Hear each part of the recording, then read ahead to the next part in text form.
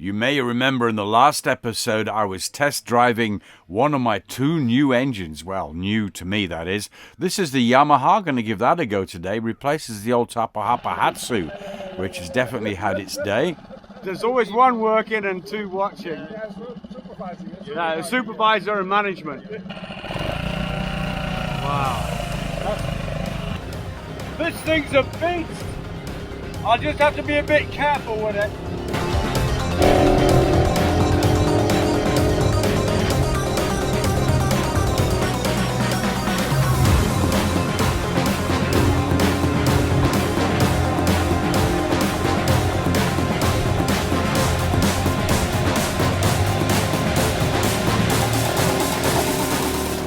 Then I did something really bad. I came into the marina going way too fast.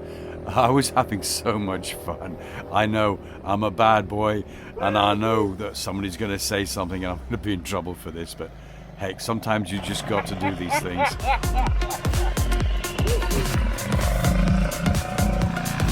Whoa, that's scary. This thing's fast. Would you want to come for a spin, girlie? Hey Barry, most people slow down when they come into a marina, eh? No, I thought I wanted to shock you all. Let you know I'm still alive. Charlie, hello. Oh. Be a superstar. No, I'm not interested. Had to reorganize my fuel on board as well as diesel for the big engine on Shaddy. I got 2 outboards. One is 2-stroke, one is 4-stroke. That meant 2 different types of fuel. I had to organize that.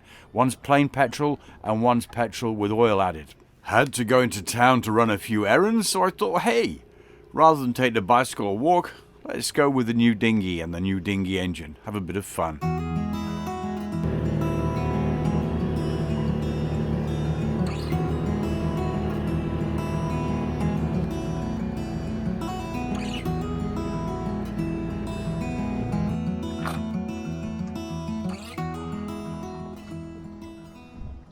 It's been a while since I've done that.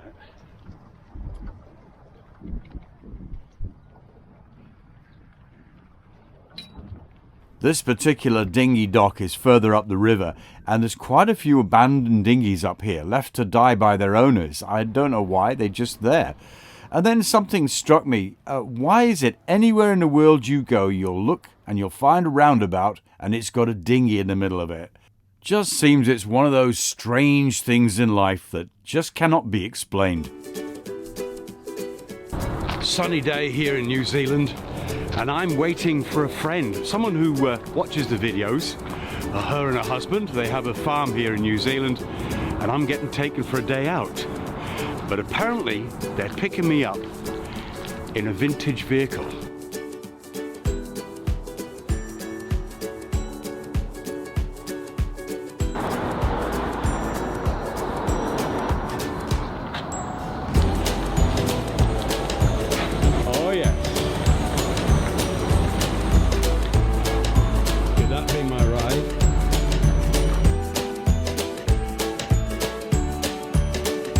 This is my friend Selena, and in the back is her son Chris. They're into old cars, as am I, and it was such a treat to be invited out for a day in this classic 1950s Cadillac. This particular car is completely unrestored and is as original as you can possibly get. I was enjoying this, and I looked back and saw these 2 massive rocket wings following us. Just completely and utterly awesome.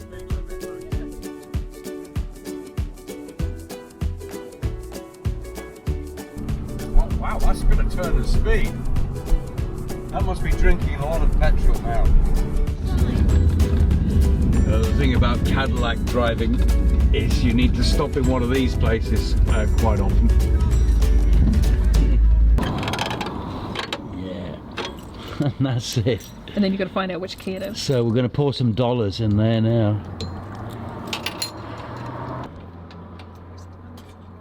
While we were stopped, it was my chance to get out and have a look round this piece of 4-wheeled awesomeness. And of course to take a selfie. This is so cool. We're out on a road trip and I'm being taken somewhere. I've no idea where we're going. But it's so cool. I mean, this is about as cool as it gets. I keep using the word cool, but for very good reason. I'll tell you what, I'm glad I'm not paying to put the fuel in this thing.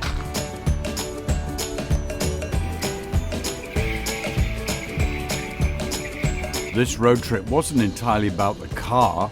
This is a museum devoted to the Cowrie tree.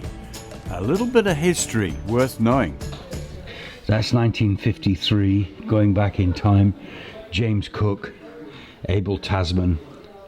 This is a very old piece of tree. This is interesting. I was doing some research on some old wooden ships, and what they're doing here is exactly the same as they did back in the days of Nelson and seafaring, cutting the logs for, or the planks rather, for making ships. You'd have this guy at the bottom and this guy at the top. So he was pushing the saw and the other guy was pulling, but this guy's got the worst job. He was getting covered in all kinds of nasties. New Zealand has a parallel with places like Australia and the United States of America in that it was a frontier. Back in the 1800s and the early 1900s, it was a harsh environment, a hard place to work. And back in those days, people thought differently. And they cut down these beautiful trees, Cowrie trees, because they needed the materials. Gun stocks and furniture were a couple of uses for the tree, but also boats. But we'll see that in a minute. Being an ex-carpenter, I find some of this stuff just absolutely magnificent. You know you really made it in life when you have a dining room table this big, made out of something this beautiful. And as I just said, boats like this beautiful example made in the 50s, also made out of Cowrie trees. That was the 50s. These ones are a little bit earlier than that. It's built in the 1860s. There's old blocks from sailing ships here, all made out of this wood. This is actually quite a big beam on this. Look at that. It's really wide, isn't it? Built in 1938.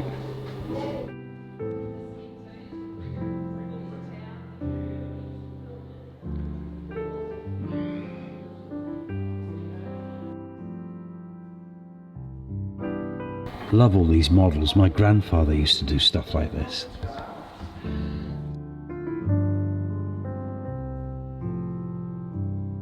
That's interesting. Guess that was designed to carry logs.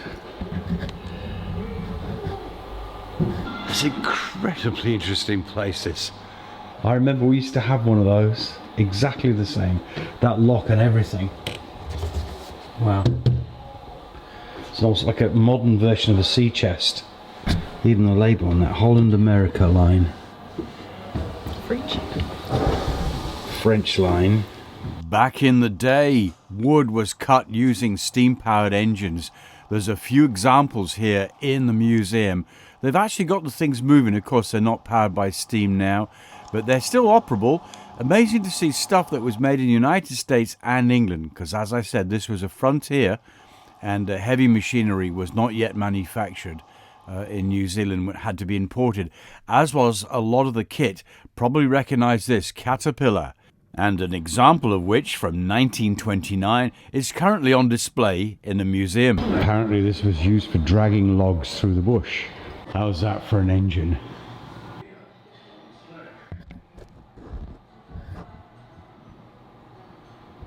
A real New Zealand dunny. I mean, out of all the things to keep and restore in a museum, New Zealand dunny. I never thought I'd see one of these in here, mate. Actually, it's a van. What's up here, mate? I've got to use the dunny. This is an inside of a pioneer's hut, and there's all kinds of like stuff in here. And the wallpaper is actually newspaper. This I think is one of the most amazing things in the whole museum. He's made a chest of drawers out of old tins. And you pull it open, you've got a drawer, look. They're all like water tins or kerosene tins or something like that. That's amazing. That's good. Two classic cars. This one we just had this roll up, yeah.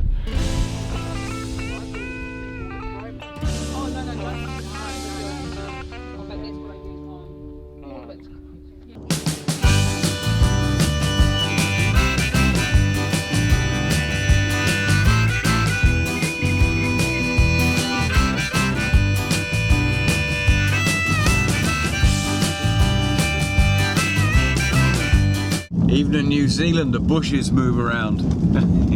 Is it? Go for a drive in my bush. On our way back, we pulled over to do a little bit of sightseeing at this rather nice little spot. Very beautiful, and there were these people standing around waiting for something, not sure what. Then we continued on our way.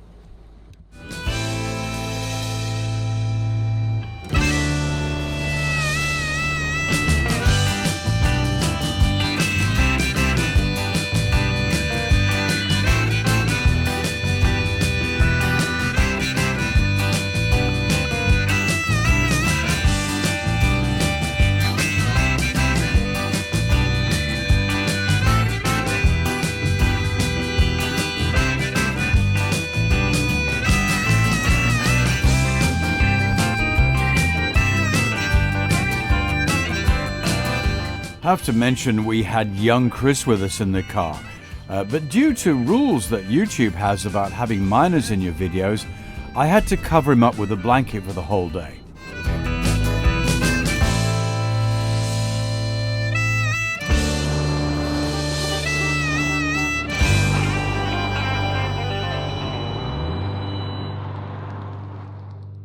Meanwhile, back at the Marina, some time ago, some friends of mine had to sell their boat and are now back in England. That boat was then refitted and sold on to somebody else, so it was a pleasure to see her relaunched and back in the water again. It was a busy old day. When she'd found a berth, some other friends were backing their boat in, ready to come out of the water. And if I'm not busy, I like to lend a hand, or in this case, lend a leg.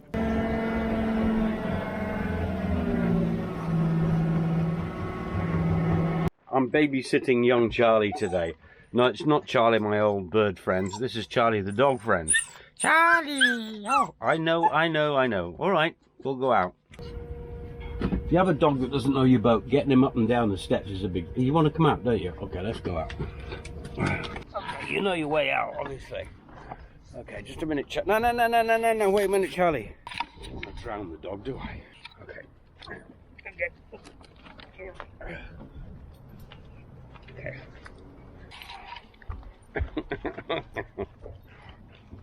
In the dreaded engine room, a mixture of rust and blood-soaked rags and a dirty old engine. Ouch. But here's the water pump, and the back of it here is where the impeller goes.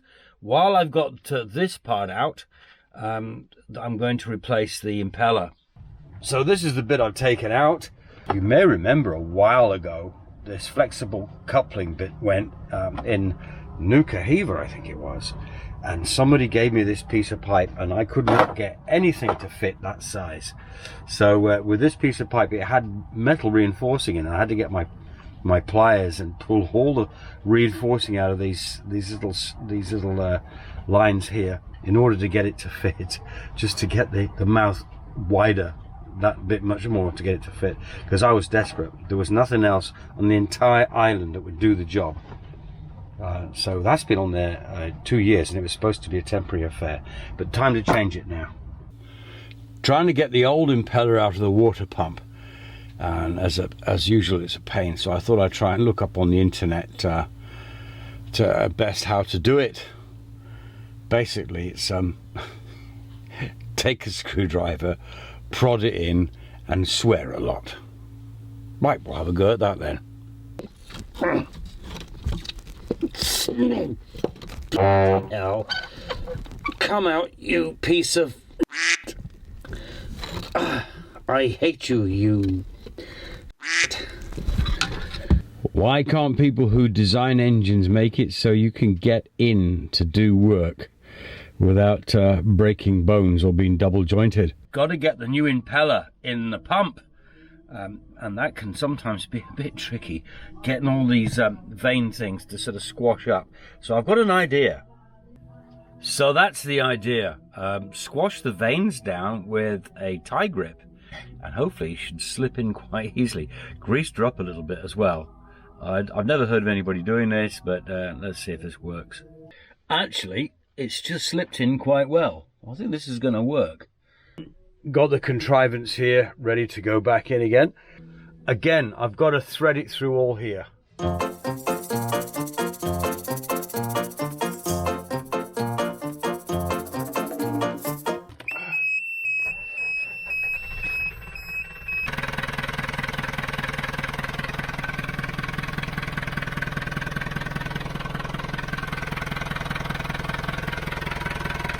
Before I throw it away, thought I'd just show you the impeller.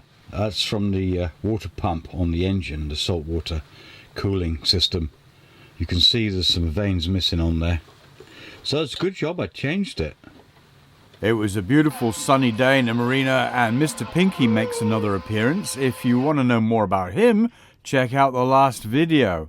Meanwhile, went out to a yacht that wanted to moor up on the pilings. They're posts with mooring ropes in between, and a bit of preparation work has to be done before the boat actually can come alongside.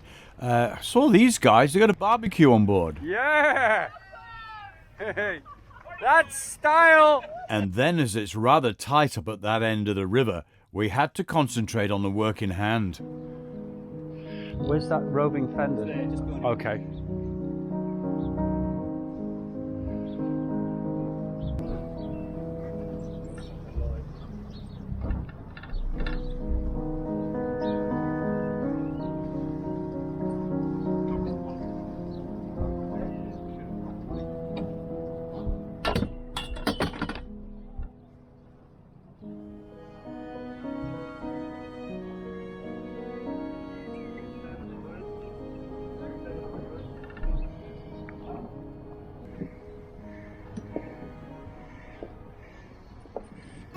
That's the great thing about the life I've got here. Everybody helps each other out. Happy days. Then it's time to go back for a spot of food. I left my camera on the table, and the guys probably didn't think I was going to put this up, but while I wasn't there, they had to play with my camera and be a bit silly. Yes, guys, I put this up in the video just for you.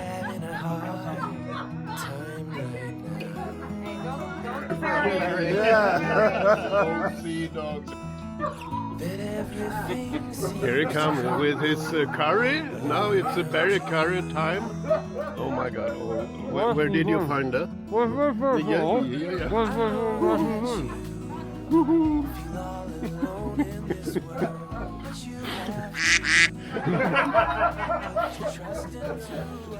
Say something. Many thanks to the guys and their partners from the RDM band for being such great sports. Talking of music, if you like music and you'd like to check out my music channel, Seadog Music, check it out. There'll be a link below for my latest little bit of recording there. Please thumbs up, like and subscribe, and press the notifications bell on the channel if you've enjoyed the video. It really, really does help me. I appreciate it so much. Thank you so much for watching. Thank you for all of my supporters and my patrons. Take care, and I'll see you in the next one.